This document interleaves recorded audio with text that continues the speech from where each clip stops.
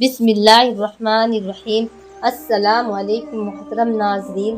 حضرت علی کرم اللہ وجہہ کا عجیب فیصلہ۔ حضرت عبداللہ ابن مسعود رضی اللہ تعالی عنہ سے روایت ہے کہ صحابہ میں میراث کے مسائل کے سب سے زیادہ جاننے والے حضرت علی تھے۔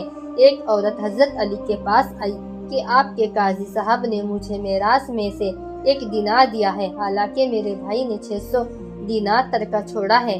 حضرت علی نے سوچا، پھر اس خاتون سے آپ نے کچھ سوالات پوچھے کہ مرحوم بھائی کی 2 بچیاں بھی ہیں۔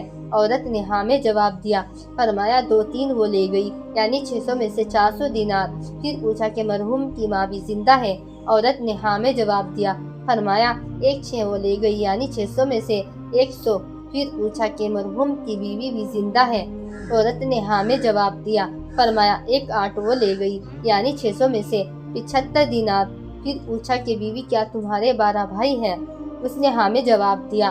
فرمایا 24 دینار وہ لے گئے، تو آپ کا 1 دینار بنتا ہے۔ وہ قاضی صاحب کا فیصلہ صحیح ہے۔